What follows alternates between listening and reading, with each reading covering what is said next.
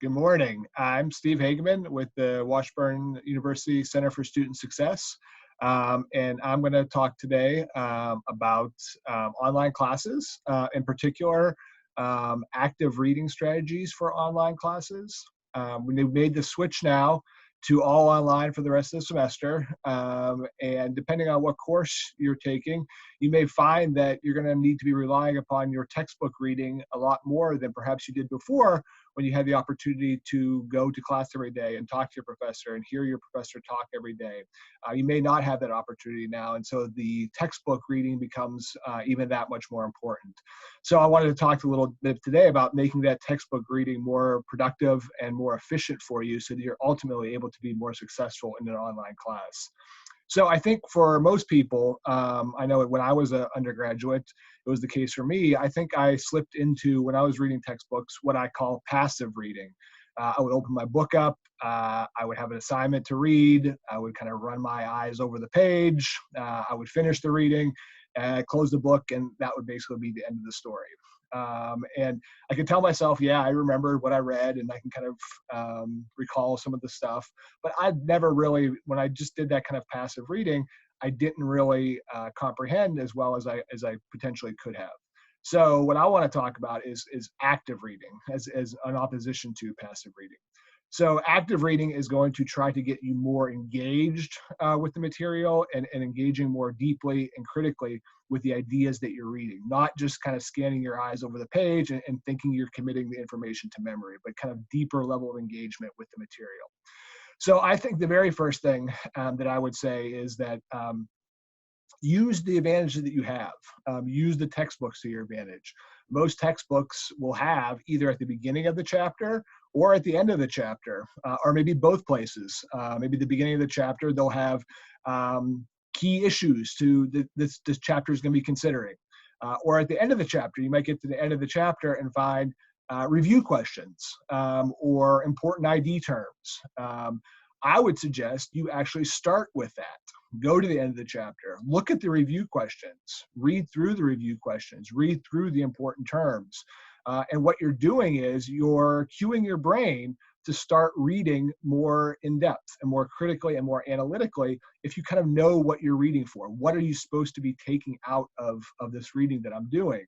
And so go to the end of the chapter. Go to the end of the chapter, read those review questions and kind of cue your brain to kind of start thinking, okay, this is how I should be reading the chapter. This is what I should be reading for, right? So use that to your advantage. Definitely take notes. I think for lots of people, if they are taking notes on textbook reading, maybe they're doing some highlighting of keywords, and that's fine. But I would strongly suggest having a piece of paper, having a notebook next to you, where as you're going through the reading, you're taking notes. Not necessarily in-depth detailed notes, but you are cueing yourself to important points, important themes, important issues. And you've already read through those review questions, so you kind of already know in some ways some of the big themes and issues that you should be looking for, right? So as you're going through doing your reading, not just running your eyes over the page, but you're actually sitting down and you're writing notes, right?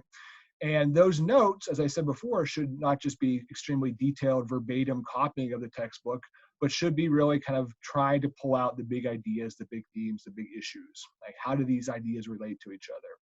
So taking notes is really, really important to make it a much more active experience for you. If it's more active, it's going to be more productive for you, right? So you're taking notes.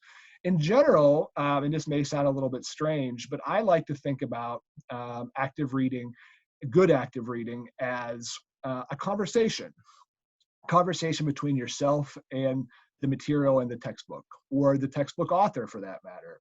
I think if you think about it as a conversation and think about the kinds of conversations that you have in your own life, I think you have all experienced conversations that one person just talks and talks and talks and talks and talks and talks, right? sort of like this maybe. But one person just talks and talks and talks, and the other person just kind of sits there passively. And for that person who was just sitting there passively and kind of the recipient of all of this kind of dialogue, that conversation is not great, right? You can't say that was a productive or good or interesting conversation for the most part. Maybe, but for the most part, if you don't feel like you're in part of the conversation, you're not engaged with the conversation, if you're not actively involved in the conversation, that's not a great or productive conversation for you. The best kinds of questions, I think, is, and just in terms of all kind of human conversations, I think, is one that there's back and forth, right? Somebody talks and somebody says, oh, that's interesting. I didn't know that. Why was that? How did you think about that, right? How is that connected to this other thing that you did, right? And then the other person responds, and there's a back and forth. There's a give and take in some ways.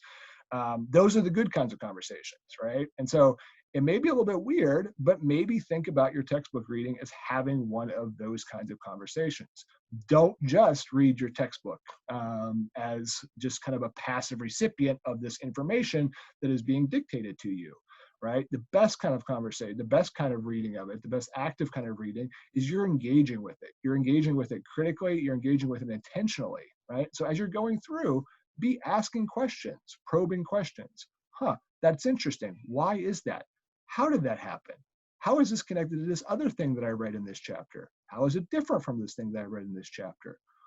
How are these things all related to each other, right? And if you think about it, all of the information in a particular textbook chapter is all part of one universe of information, right?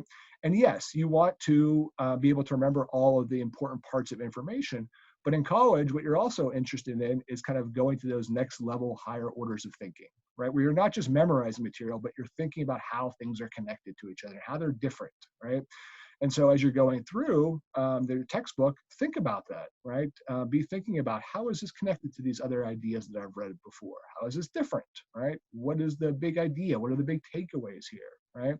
So trying to kind of think about your textbook reading as a conversation might be very, very helpful for you, right? And again, taking notes too, right? So as you're asking yourself those questions, try answering those questions, right? And then in what next video that I'm going to do, I'm going to talk about kind of making sure you're testing yourself after you've done these readings. And we'll talk about more how to do that later. But I think active reading, right? Making sure you're actively engaged with it, not just running your eyes over the page, but actively engaged with it, taking notes, asking questions in the material, going deeper, digging deeper, thinking about it like a conversation might be a useful tool for you to kind of think about in terms of how you're going to read your textbooks. Okay, have a good day. It was nice talking to you.